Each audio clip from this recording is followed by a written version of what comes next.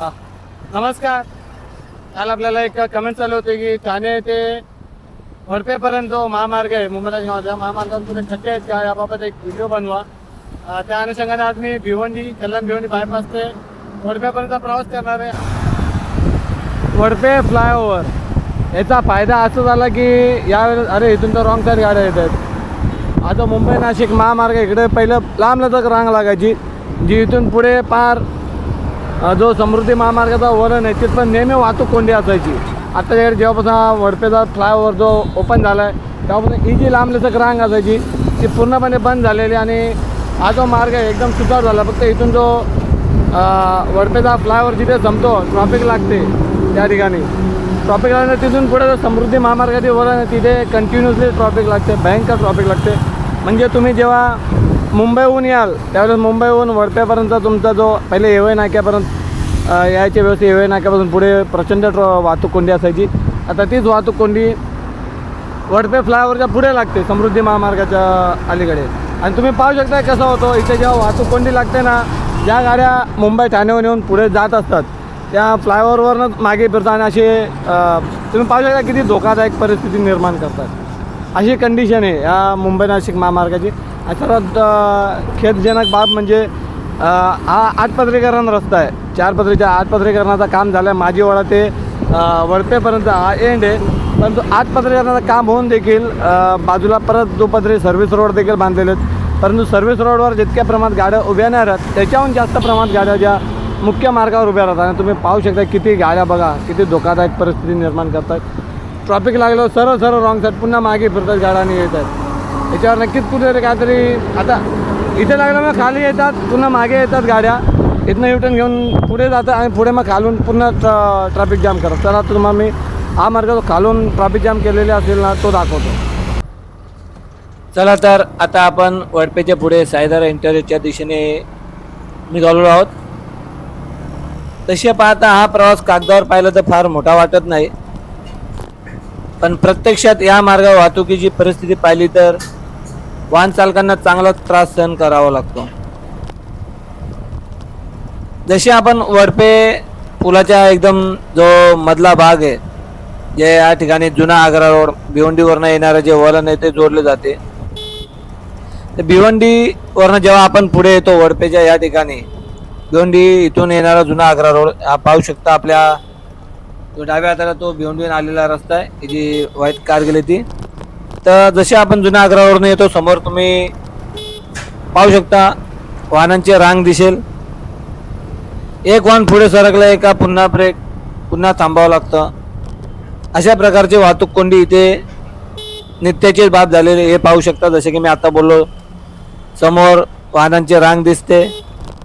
एक वाहन पुढे सरकत आहे नाही तोपर्यंत लगेच पुन्हा ब्रेक दाबावा लागतो. अशा प्रकारे इथे थांबावं लागतं.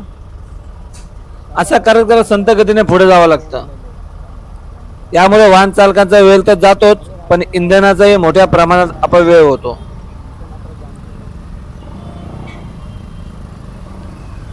आजच्या काळात मुंबईहून नाशिक आणि पुढे महाराष्ट्राच्या विविध भागात जाण्यासाठी समृद्धी महामार्ग हा अत्यंत महत्त्वाचा पर्याय बनला आहे. पण समृद्धी महामार्गाकडे जाणाऱ्या जोड रस्त्यावरच जर अशी वाहतूक कोंडी होत असेल तर वाहन चालकांचा प्रवासाचा वेळ पुन्हा वाढतो. आपण एक्सप्रेसवेवर वेगाने जाण्यासाठी निघतो पण त्याआधीच जोड रस्त्यावर मोठ्या कोंडीत अडकतो. म्हणजेच वेगवान महामार्ग पण महामार्गापर्यंत पोहोचण्यासाठी संत प्रवास. ही परिस्थिती नक्कीच विचार करण्यासारखी आहे. या संबंधित काही प्रश्न मनात निर्माण होतात. वडपे परिसरातील वाहतूक कोंडी कमी होण्यासाठी काय नियोजन करता येईल किंवा फ्लायओव्हरवर जसे आता आपण पाहिले फ्लायओव्हरवरून यू टर्न घेऊन येतं तर रॉंग साईड मारून तर त्यांच्यावर नियंत्रण ठेवण्यासाठी पुरेशी व्यवस्था इथे करण्यात येऊ शकते का, असे काही प्रश्न जे मनात निर्माण होतात. आता हे तुम्ही खालील वाहतूक पाहू शकता किती भयंकर लागली. अशीच वाहतूक वरती ब्रिजवरती देखील लागलेली आहे. तर फ्लायओव्हरवरील वाहतूक आणि खालील वाहतूक यांचे योग्य नियोजन कशा प्रकारे केला जाईल याचा देखील एक प्रश्न मनात निर्माण होतोय.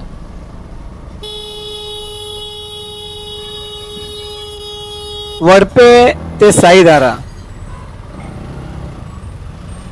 म्हणजे एकंदरीत वडपे ते साईदारा इंटरचेंज या संपूर्ण मार्गासाठी दीर्घकालीन वाहतूक नियोजन जे ते नक्कीच झाले पाहिजे. मंडळी, वाहतूक कोंडी ही फक्त काही मिनिटांचा त्रास नसतो. वाहतूक कोंडी ही फक्त काही मिनिटांचा त्रास नसतो, त्याचा परिणाम हजारो वाहन चालकांवर होतो. कोणाला कामावर जायचं असतं, कोणाला माल पोचवायचा असतो, तर कोणाला हॉस्पिटलमध्ये जायचं असतं, तर कोणाला आपल्या गावाकडे किंवा नाशिकच्या दिशेने प्रवास करायचा असतो. त्यामुळे या मार्गावरची वाहतूक सुरळीत होणे अत्यंत गरजेचे आहे. आणि सर्वात मुख्य म्हणजे वाहन चालकांनी एक गोष्ट लक्षात ठेवायला हवी, ट्रॅफिक किती असो चुकीचा युटर्न घेऊ नये. काही मिनिटं वाचवण्यासाठी स्वतःचा आणि इतरांचा जीव धोक्यात घालू नये. आता हेच पाहू शकता, जसे की वडपे उड्डाणपूल या ठिकाणी संपतो आणि इथूनच वडपे गावातून जो मार्गाला त्यांना गाड्या ज्या क्रॉस करून मुंबईच्या दिशेने जायच्या त्यांच्यासाठी कुठल्याही प्रकारची व्यवस्था इथे नाही. कारण एक्झॅक्टली ज्या ठिकाणी हा वडपे गावातनं रस्ता निघतो त्याच ठिकाणी वडपे फ्लायओव्हर देखील संपतो. म्हणजे माझीवाडा ते वडपे या आटपत्रीकरणाचा जो शेवट आहे वडपेच्या ठिकाणी, तो नेमका वडपेचा जो गाव आहे त्याच्या अगदी समोर येऊन थांबलेला आहे. हे खरंच म्हणजे कुठेतरी विचार करण्यासारखी गोष्ट आहे की याच्याबाबत काही करता येईल का. ही वाहतूक कोंडी जी आहे ही नित्याचीच बाब आहे. तुम्ही पाहू शकता बघा कशा प्रकारे वाहने चालवली जातात. आणि सर्वात महत्त्वाचा भाग म्हणजे या ठिकाणी हा जो मुख्य मार्ग आहे, हे बघा मुख्य मार्ग सोडून बाजूचा कच्चा मार्ग जो आहे त्या कच्च्या मार्गावरनच बहुतांश गाड्यांना प्रवास करावा लागतो. पण जेव्हा याच कच्च्या मार्गावरनं पुढे जातात तेव्हा एक्झॅक्टली बरोबर साईदारा बोलतो सॉरी शांग्रिया रिसॉर्टच्या समोर खूप मोठा खड्डा आहे ज्याच्यात चिखल टाकलेलं आहे, तिथे जाऊन गाड्या फसतात. असं नेहमीच झालेलं आहे. आज देखील आपण शक्यतो लवकर मुख्य मार्ग सोडत नाही. जेव्हा जास्तच भयंकर वेळ आहे त्यावेळेस आपण कच्च्या मार्गावर राहतो ना, अन्यथा आपण मुख्य मार्गावर ज्या गाड्यांच्या मधनं पार शांग्रिया रिसॉर्ट पार करतो. आपण वडपे फ्लावर पासून साईदारा इंटरचेंजची वाहतूक कोंडी खूप भयंकर प्रमाणात असते. खास करून हा जो वडपे टेकडीचा उड्डाणपूल बनत आहे तिथपर्यंत, म्हणजे हा 1 किलोमीटरचा पट्टा जो आहे हा सर्वाधिक वाहतूक कोंडीचा टप्पा आहे. मुंबई नाशिक महामार्गावरील ठाणे ते साईदारा इंटरचेंज जे समृद्धी महामार्गाचे वळण आहे तिथपर्यंतचा. आणि जसे की मी तुम्हाला बोललो शांग्रिया रिसॉर्टच्या अगदी समोर ज्या ठिकाणी खूप मोठा खड्डा आहे जिथे गाड्या फसतात आणि त्या ठिकाणून बाईक्स 4 व्हीलर्स कुठलीही गाडी शक्यतो लवकर मुख्य मार्गावर येत नाही, कारण तिथे जे ते टायर घासले जातात. आणि पाहू शकता हेच ते वळण ज्या ठिकाणी मी बोललेलो. आज इथे कंटेनर उभा आहे त्यामुळे मला वाटतं या गाड्या ज्या आहेत या थांबलेल्या असते. हे बघा इथे एक गाडी फसलेली आहे, हे बघा छोटी गाडी फसलेली आहे. आणि 2 व्हीलर तुम्ही पाहिलीत कशी वरती आले मुख्य मार्गावर. हे बघा हा चिखल जो मोठा खड्डा आहे इथे 2 दिवसापूर्वी कोणी चिखल आणून टाकलाय भरपूर, म्हणजे लाल माती, ज्यामुळे तिथे चिखल जरा जास्त प्रमाणात झालेलं आहे आणि अशा प्रकारे तिथे वाहतूक कोंडी होते. असो प्रश्न हा आहे की तुम्ही जर या मार्गावरनं प्रवास केला असेल तर तुम्हाला या मार्गावर नेमका कुठे जास्त त्रास होतो. वडपे फ्लायओव्हर वरती का वडपे फ्लायओव्हरच्या खालचा रस्ता का हा जो साईदारा इंटरचेंजच्या दिशेने जाणारा मार्ग आहे या मार्गावर, हे कमेंट्स बॉक्समध्ये नक्की नमूद करा. तसेच खास आपल्यापर्यंत रोज वेगवेगळे रोड अपडेट घेऊन येतो. आज हा आणलाय. त्यामुळे जर व्हिडिओ आवडला असेल तर लाईक करा. तसे या मार्गावरनं जे प्रवास करतात त्यांना माहिती होईल म्हणून हा व्हिडिओ शेअर करा. तसेच जर चॅनल प्रथम आले असाल, पहिल्यांदा आला असेल तर चॅनलला सबस्क्राईब करायला विसरू नका. आपली मराठी नेहमीच वेगवेगळे रोड अपडेट. आज आपण खरं तर कल्याण भिवंडी बायपास ते वडपे आठपत्रीकरणाचं काम आहे, त्यावर कुठे खड्डे पडलेत का हे पाहण्यासाठी निघालेलो.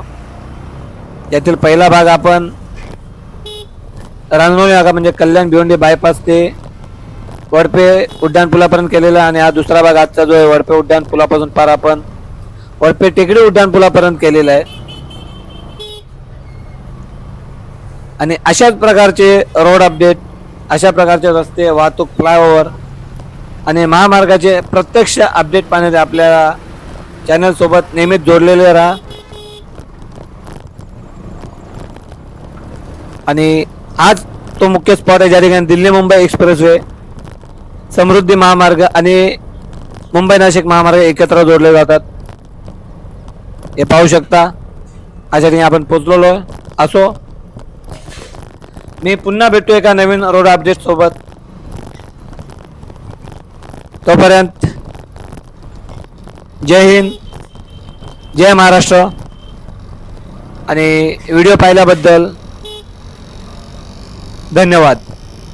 भेटूया पुढील एका नवीन व्हिडिओमध्ये.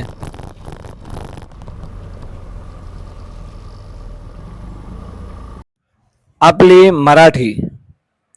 मराठी मनासाठी Marathi YouTube channel. Like, share and subscribe.